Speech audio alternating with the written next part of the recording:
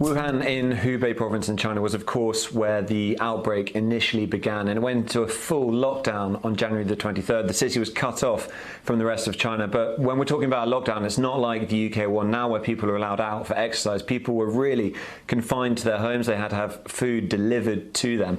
But over the last few days, as the numbers have been dwindling and dwindling, those restrictions have been lifted. People are allowed to move about now, and the city will be fully reopened, subject to some restrictions, on April the 8th.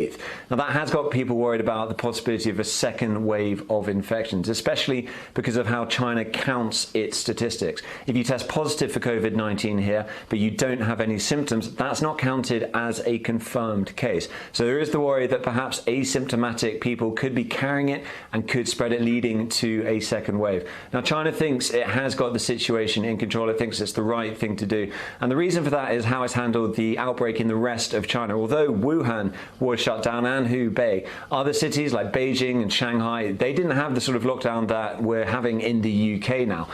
People were still able to go to restaurants, still able to go about, go to work. There are lots of temperature checks, lots of apps checking where you've been, but it wasn't a total lockdown, and authorities believe those measures were successful. They didn't see many infections outside of Hubei province, and they're going to try and apply that back to Hubei and back to Wuhan. They think they can manage the outbreak, and the real danger spot that they see now is people coming back to China from abroad and bringing COVID-19 with them.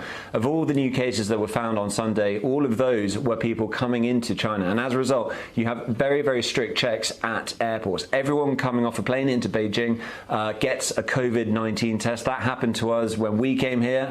Every passenger was tested. It's not a very pleasant test, but the results, thankfully, were negative. And then we were all put here in quarantine, where we have to stay for 14 days before we can travel to Beijing. So they think that is the big danger spot. And it is interesting. I think China's example and the example of other Asian countries, especially South Korea and Taiwan, they show that, first of all, coronavirus can be contained. There is reason for optimism that lockdowns, there is light at the end of it, and things can start going back to normal. But on the other hand, they also show that you have to manage it carefully. There are different ways of managing it, and that even when the lockdown is gone, there is still a threat. But just as the West has looked to Asia to learn some of the lessons, how they dealt with the initial outbreak, I think a similar thing will happen when lockdowns are lifted in Europe. They'll look to China, they'll look to South Korea, they'll look to Taiwan and see how those countries are managing once the initial outbreak has passed, how they're managing to keep coronavirus still at bay.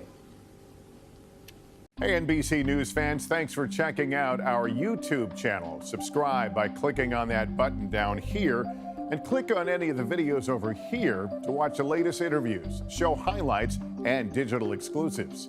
Thanks for watching.